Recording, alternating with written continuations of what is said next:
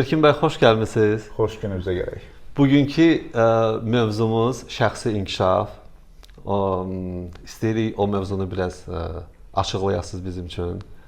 Çünki son zamanlar insanlar böyük diqqət verirlər şəxsi inkişaflarına. Ümumiyyətcə, siz bu haqda nə düşünürsünüz? Əslində bu proses mənə görə 2000-ci illərdən bu yana, hətta 1986-cı illərdən bu yana gəlir.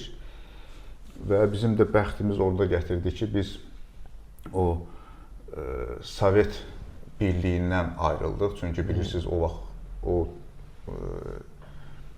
dövrdə bütün bu şeylər qadağan idi. Bəli. Və tamam başqa bir dünya görüşünə malik idi insanlar. Amma o prosesi keçəndən sonra təkcə indi bu şəxsi inkişafla bağlı deyil, həm də dini cərəyanlar da sanki bir baş qaldırdı. Və belə baxsaq, bütün dünyada bu proses gedir. Bu prosesin kökündə Son illər baş qaldırıb ümumiyyətcə. bəli, yəni aydınlanma. Sanki elə bir ki, bir yatmış bir vulkan idi, Bəli. partladı, çıxdı üzə. Əslində sevindirici haldır. Bu sual gəlsə ki, bu yox idimu? Var idi. Bu işlə məşğul olan insanlar, bu elm, yəni bu sahə yox idimu? Həmişə var idi. Yəni insan var olandan bu günə kimi var idi. Sadəcə dediyim kimi müxtəlif baskılarla, müxtəlif təzyiqlərlə bu şeylərin üstü örtülürdü və bu cür vergili insanlar da var idi həmişə.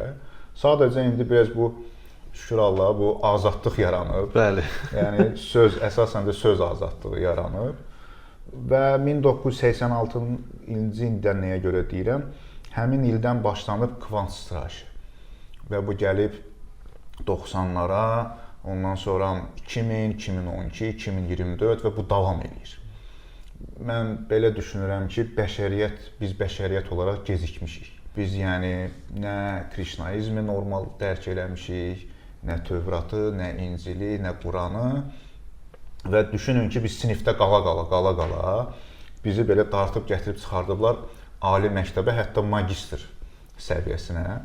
Ki, biz indi o magistr səviyyəsində birdən-birə bu bilgilər gəlir. Düşünün ki, ibtidai sinif uşağına magistr səviyyəsində bilgilər çatdırırsan, o əlbəttə ki, çətindir. Hamımız üçün çətindir, içimən daxil. Ümumiyyətcə, illər öncə Sovet vaxtı fəlsəfə ilə bağlı olan, misal üçün, hətta idman növləri qadağan idi.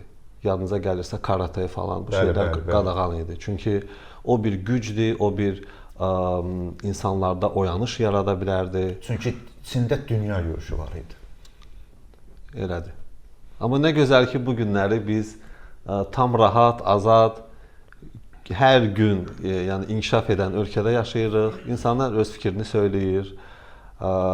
Sözsüz dostlar, bizim çəkilişlər daha çox maarifləndiricidir və mən elə düşünürəm, belə çəkilişlər daha çox olmalıdır. Çünki görürsünüz bu günləri nə baş verir sosial şəbəkələrdə. Çox belə mənasız kontentlər, blogerlar. Yəni biz baxırıq oradan heç nə öyrənə bilmirik. Əksinə insan geriliyir zehin olaraq. Bu bir deqradasiya yaradır insanda. Amma nə gözəl ki, bizim kimi insanlar bu günləri var. Düzdür, çox azdılar. Barmaqla saymaq olar kim ki elmdən danışır, insanın inkişafından danışır. Çünki insanın inkişafı onun uğurudur. Və nə gözəl ki, biz bu günləri bu mövzuları açırıq sizinlə. Bəli, ona çox razıyam. Yəni əslində bizim bir belə kontentimiz də var idi o şeylə bağlı ki, insanlar tənqid eləyirlər o siz deyən bayağı videolar. Baxırsan, girirsən şərhlərə, hamı tənqid eləyir. Amma o tənqidin nəticəsində də o video çox yayılır. Yəni bu haqda hətta mən video çəkmişdim ki, yəni siz bir şeyə qarşısınızsa, onun yanından keçin. Fikir verməyin. Hələ fikir verməyin də siz özünüz qaldırırsınız, o izləməni də çoxaldırsınız, şərhi də çoxaldırsınız. Sonra deyirsiniz ki, bunlar yayılıb. Yayılacaq da. Siz qaldırmışsınız onları dağ başına. Onlar özləri qalxmadılar ki. Siz ona fikir verməsəz, önəm verməsəz, o boyda izlənmə ola bilməz. Yəni əslində bizim kimi insanlar az deyirlər, sadəcə izlənməmiz azdır. Bizi izləyənlər o reaksiyanı vermirlər. Yəni o bayaqlığa olan reaksiya. Adi mən TV kanallarda da bu şikayəti görmüşəm ki, biz reklam alamayacağıq. Yəni o üzr istəyirəm, təlxəlik eləməsək, bizə heç kim reklam verməyəcək. Çünki bizi izləyən olmayacaq. Ali şuur genişlənir gün-gündən. Çünki mənə son zamanlar misal üçün yazırlar, soruşurlar ki, nə gözəl ki, belə paylaşımlar edirsən, insanlar maariflənir.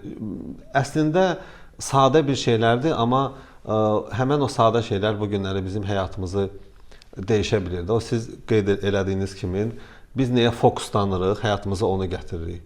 Şərtlər yazırıq, misal üçün mənasız reelslara və o reelslar baxış yığmağa başlayır və çox genişlənir. Və əlbəttə ki, hamının qarşısına başlayır sosial şəbəkədə çıxmağa. Biz həyatda ümumiyyətcə inkişafdan bir gün danışırıq, şəxsi inkişafdan. Nəyə fokuslanırıqsa, həyatımıza onu gətiririk. Ümumiyyətcə, əgər biz neqativə fokuslanırıqsa, onu başlayırıq tez-tez görməyə. O psixologiyada belə bir anlayış var, o qırmızı avtomobil söhbəti. Əgər sənin baxırsan, nəyə fokuslanırsan, baxırsan ki, şəhərdə nə qədər qırmızı avtomobil var. Çünki sən ona fokuslanmısan, yalnız onları elə qurmusan. Özü proqramlaşdırmısan.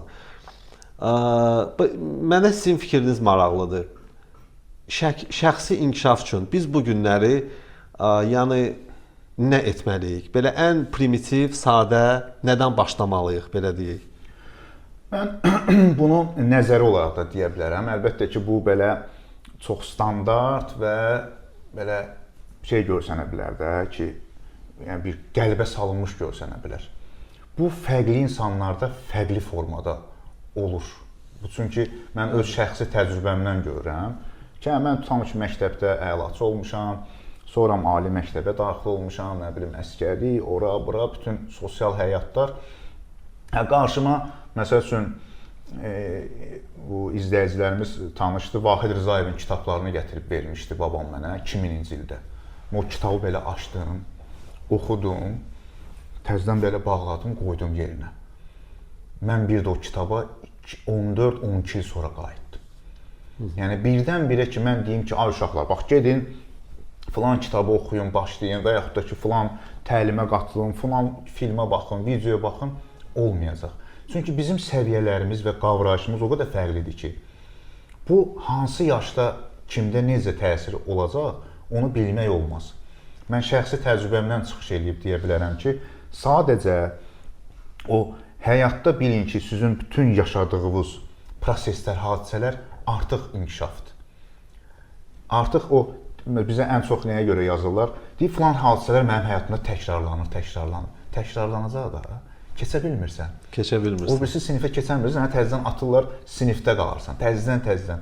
Yəni, bir bunun standart yolu yoxdur. İstər peyğəmbərlərin həyatına baxın, istər milyonerlərin həyatına baxın, dahilərin, yazıçıların, hamı da fərqlidir. Və gözəlliyi də budur.